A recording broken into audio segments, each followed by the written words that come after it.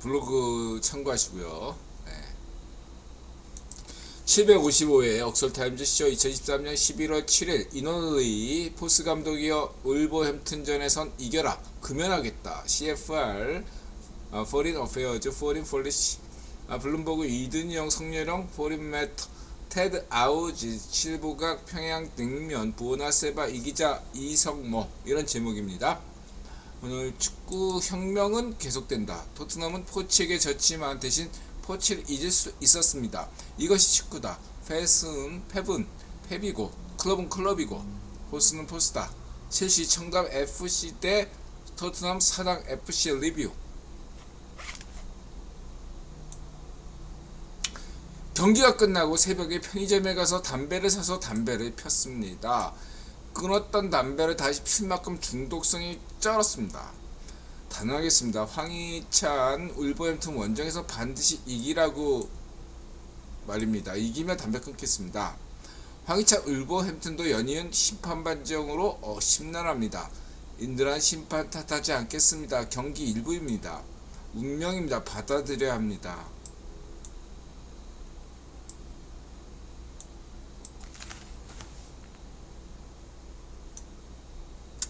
토트넘은 포치에게 졌지만 대신 포치를 잊을 수 있었습니다. 이제 토트넘은 포스이고 포스가 토트넘입니다. 이번 경기에 대한 포스 감독 전술은 앞으로도 끝없는 논란이 있을 것입니다. 팬들은 그러나 공격 축구를 좋아합니다. 근데 왜 많은 축구팀들이 공격 축구를 어렵게 여길까요? 저는 분명히 말씀드리지만 무리뉴의 수비 축구도 좋아합니다. 약팀이 강팀을 이길 수 있는 것은 역습 축구고 그 역습 축구를 잘하는 것이 무리뉴 축구죠. 두절 수비라고 비난받을지라도 무리뉴가 그것을 보여주었습니다. 다만 무리뉴가 잘할 때를 보면 첼시의 드록바 시스템이죠. 포치가 첼시에서 살아남으려면 무리뉴를 있게 만들어야 돼요. 무리뉴를 있게 만들 수 있는 축구를 완성할 때 포치가 첼시의 전설이 될 수 있겠다. 레전드가 될 수 있겠다. 이렇게 생각합니다. 그러나 어떤 감독이 와도 무리뉴보다 새로운 축구를 보여주지 않는다면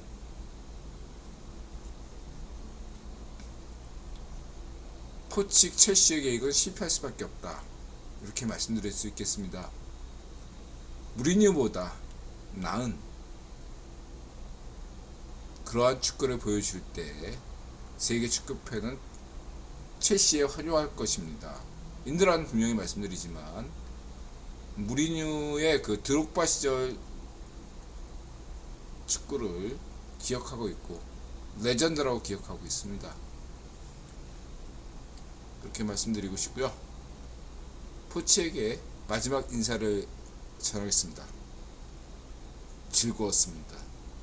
이제는 있겠습니다. 가쿠토님 어서오세요. 푸숙자님 어서오세요.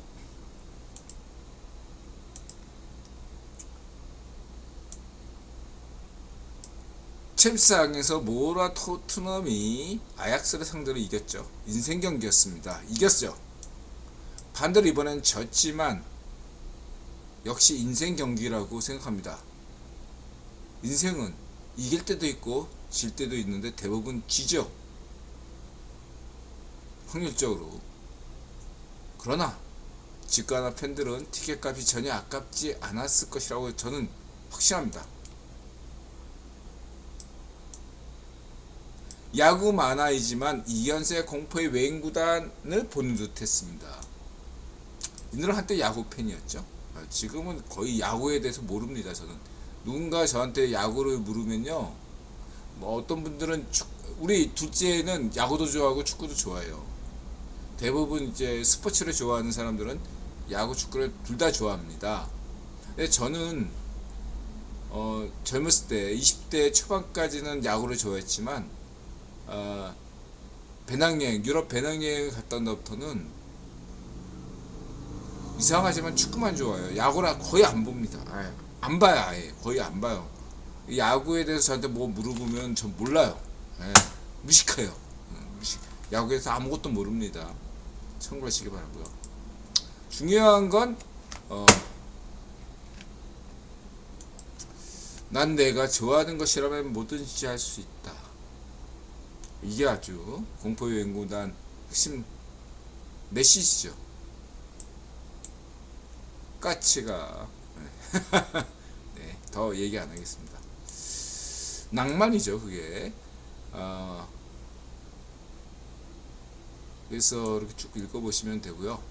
이게 퇴장을 2명 당했는데, 예, 그래도 공격 축구한다 이거죠. 이게 굉장히 뭔가 상식을 뛰어넘는 뭔가 불가능한 것을 보여줬다 라고 할 수 있어요. 비록 4대1로 패했지만 1대1 동점 상황, 2대1 역전 상황에서도 뭔가 꿈을 꿀 수 있었다는 것은 굉장히 좋다 이렇게 얘기할 수 있겠습니다.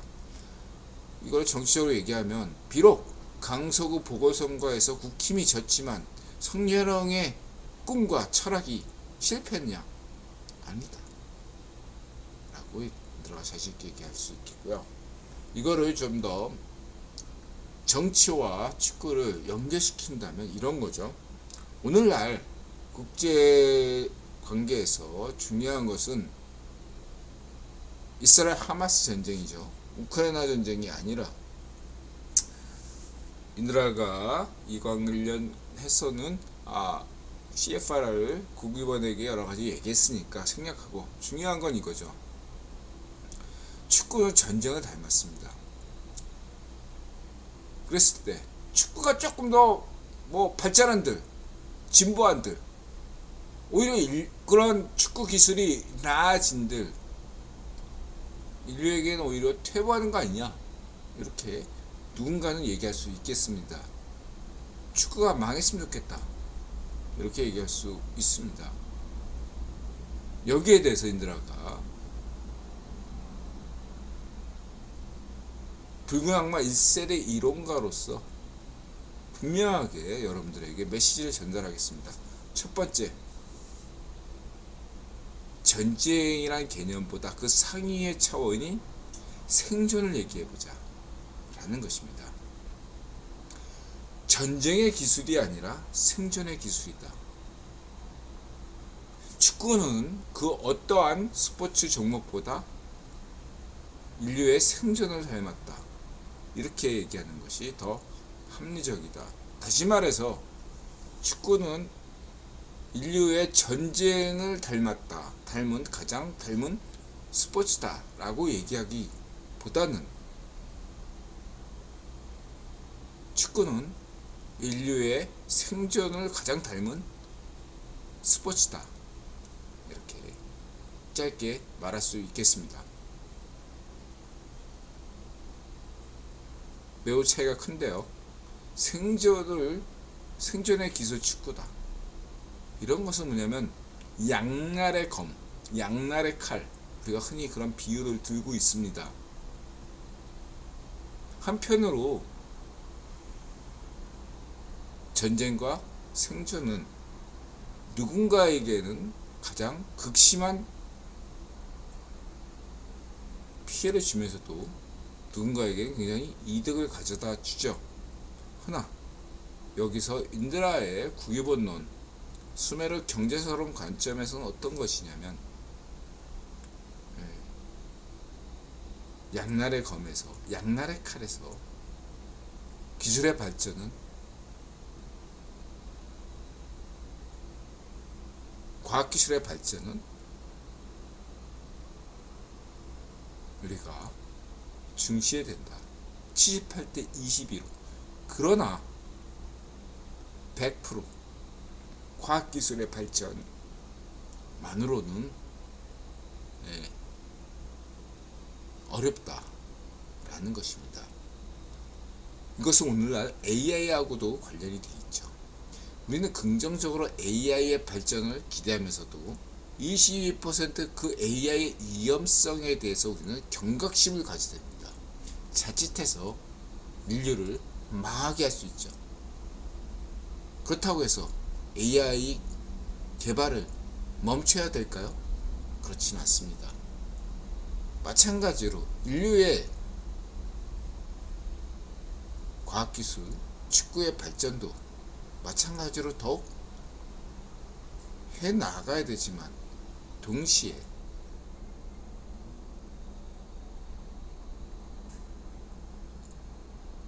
축구가 가지는, 전쟁이 가지는, 생존이 가지는 우리는 명분을 철학적으로 검토할 필요가 있다는 것입니다. 그런 한 예가 비디오 판독이죠.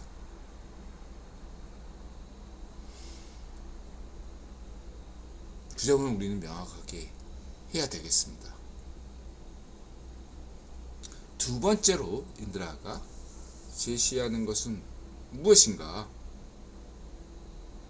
축구가 왜 모든 스포츠 중에서 왜 가장 생존을 닮은 스포츠인가?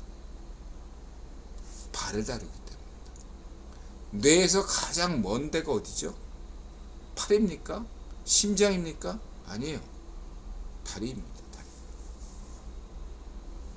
다리. 발끝이 가장 뇌에서 멀잖아요.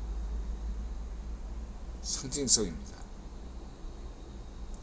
발끝은 언제나 인간의 자유의지를 역설적으로 상징해 왔습니다. 뇌가 인간의 필요성을 대표한다면, 다시 말해 인간은 계획대로 가려고 하는데, 의지대로 가려고 하는데 뜻대로 안 된다. 마음 먹은 대로 안 된다. 왜 그럴까? 몸이 안 따라서죠. 그렇죠? 여러분 다이어트 하고 싶은데, 인드라처럼 금연하고 싶은데 왜 안 됩니까? 몸이 안 따라서 그렇죠. 여러분들은 매일매일 운동해서 오래오래 건강하게 살고 싶은데 왜 운동을 못 합니까? 안 합니까? 몸이 안 따라죠. 안 따라서죠. 몸이 자유의지죠. 이 몸은 역사를 간직했어요. 인류의 역사를 간직했습니다. 인류의 오랜 이성이에요. 오래된 이성입니다. 발이라는 어떤 상징성, 어떤 것을 의미하면 인류의 가장 오래된 이성이에요. 이 오래된 이성을 기억한다는 건 어떤 기억보다 가장 어려운 기억입니다. 가장 사회 밑바닥부터 바꾸는 기억이기 때문에 진짜 어려운 기억이죠. 인드라가 좌파시아 시절에 레닌 파시스트, 모태통 파시스트, 반쪽 이성 파시스트를 인드라가 바꿀 수 있었던 계기가 뭔지 아십니까? 얘네들은 굉장히 수준이 낮다. 머리로만 하니까 필연적으로 망할 수밖에 없다 라는 거죠. 인간은 정신과 몸의 결합체이라면 영혼, 어떤 하나도 무시해서는 안 되는데, 말로는 유물론자라고 하는 애들이 오히려 몸을 무시한다 이거죠. 말로만 농민을 위한다고 하지만 사실은 가장 파쇼적으로 노동자, 농민을 학살하고 말살한 놈들이 바로 공산주의자였습니다. 잘파쇼였다는 것을 잊지 마시기 바랍니다. 그런 면에서 인드라는 방법론에서 가장 우리가 자유의지적이라고 얘기하는 발끝에서, 우리가 흔히 럭비하고 축구가 있는데 왜 축구냐? 축구는 럭비보다 훨씬 더 발을 강조하기 때문이죠. 격투기에서 태권도가 발을 강조하는 것처럼. 그래서 태권도고, 비록 태권도는 한국의 고유 무술이지만 태권도는 오키나와 발이지만 그 오키나와 일본이 아닙니다. 태권도의 기원은 오키나와예요, 여러분. 이거 분명히 아셔야 돼요. 태권도의 기원은 한국이 아니라 오키나와입니다. 오키나와의 어떤 무술을 개량해서 발전시킨 것이 한국이기 때문에 한국이 원조다라고도 얘기할 수 있어요. 중시조니까. 근데 원조는 오키나와, 시조는 오키나와, 중시조는 한국이에요. 이거 잊지 마시기 바랍니다. 이 발끝의 기술을 발휘함으로써 인간의 어떤 자유의지와 필연성을 관계를 테스트할 수 있다, 시험할 수 있다, 이렇게 볼 수 있겠습니다. 방법론적인 면에서 우리는 언제나 우의 이상 계획대로 안 되고 생각대로 안 되죠. 허나 그렇다고 인간의 계획을 무시할 수 있습니까? 그렇진 않죠.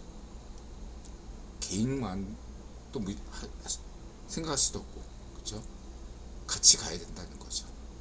그런 면에서 방법론에서 우리는 생각할 수 있겠습니다. 마지막으로 실천론 관점에서 들어가 강조드리겠습니다. 인간이 생존을 우선시한다. 양날의 검처럼. 그러나 막상 뭔가 힘을 가졌을 때 그 힘이 제대로 힘을 발휘하려면 인류 역사에서 명분이 필요했습니다. 명분이란 건 다 거짓이야. 승자의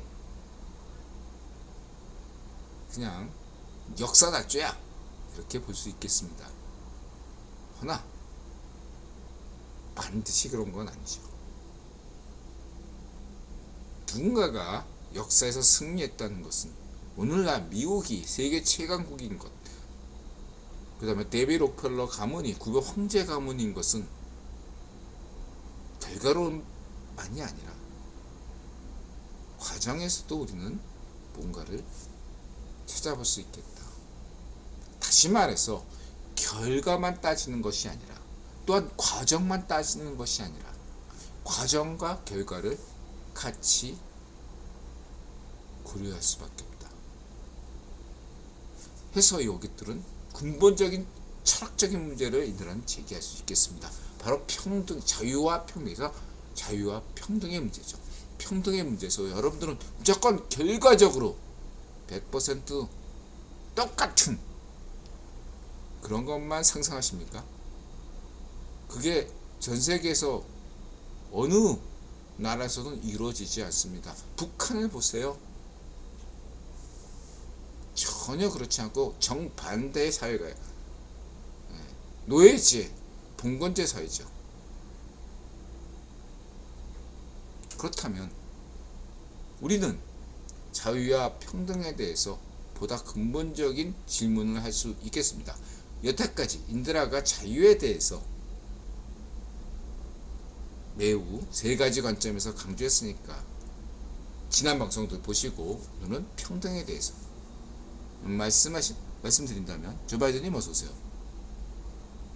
간단하게 해서 결과적 평등이 아니라 기회의 평등이다 라는 겁니다. 축구로 치면 늘 맨시티가 우승하는 것이 아니라 언제든 루턴도 우승할 수 있고 레스터도 우승할 수 있고 토트넘도 우승할 수 있는 기회의 평등 조건을 갖추느냐, 이 여부가 중요한 것이죠. 그랬을 때는 규칙이 공정해야 되겠죠. 그렇지 않습니까? 그 규칙이 공정하다는 건 뭐죠? 기회를 모든 팀들에게 공평하게 주었는가, 공정한가, 여기에 달렸다고 할 수 있겠습니다.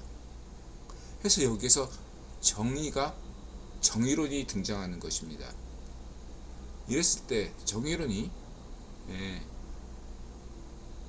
러시아의 속담처럼 힘이 곧 정이다. 힘 가진 놈이 씨 부리는 것이 정이다. 이렇게 생각할 수도 있겠지만 반대로 그런 현실과 상관없이 추상적인 정의론만이 진짜 정의다. 이렇게 생각할 수도 있을 것입니다. 인드라는 여기서 제안하는 것은 78대 22죠. 어딥니까? 생존을 바탕으로 한 78. 엄정한 국제 질서. 이것들을 78로 현실에 단단하게 두 발을 딛고 서 22% 꿈을 꾸는 거죠. 무조건 승리하는 것이 아니라 현실주의자로서 몽상가가 아니라 현실에 단단하게 두 발을 딛고서 꿈을 꾸는 것입니다. 그것이 포스 감독의 축구다. 저는 그렇게 말씀드릴 수 있겠습니다. 그래서 인드라의 간단한 세 가지 존재론, 인식론, 실천론 관점에서 짤막하게 정리하겠습니다. 축구는 인류의 전쟁과 생존을 가장 닮은 스포츠다. 두 번째, 인식론.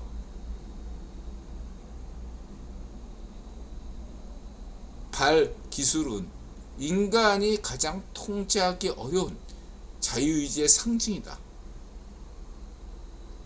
세 번째, 실천론. 우리가 이 기술을 어떻게 쓰냐에 따라서 달라질 수 있는데 공정함, 기회평등이다. 평등. 정신을 잊지 마시기 바랍니다. 그래서 포스 감독이다.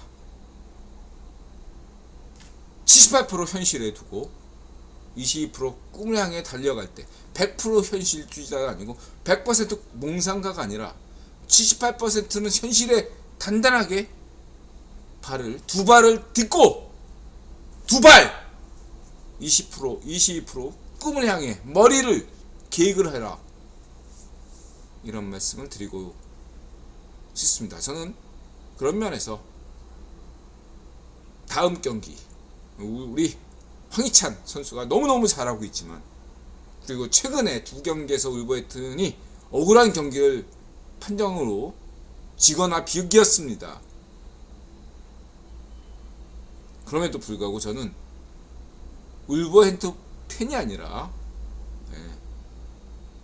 토트넘 팬이기 때문에 토트넘이 이기기를 진심으로 바라겠습니다. 이제까지 인드라 토트넘 경기 전망은 모조리 다 틀렸는데 이번 첼시전만큼은 맞았습니다. 추세 전환이죠. 다음 경기에서 저는 울버햄튼을 상대로 토트넘이 원정 경기이지만 반드시 이길 것이라고 전망하겠습니다. 반드시 이겨야 됩니다. 저는 오닐 감독, 울버햄튼의 오닐 감독을 굉장히 높이 평가해요. 황희찬 선수가 네트 선수 굉장히 높이 평가하지만 한국으로 따지면 울버햄튼은 세종시죠. 세종시. 사당 FC 대 세종시 대결. 사당 FC 토트넘이 이긴다고 저는 전망하겠습니다. 1부 쉬었다 오겠습니다.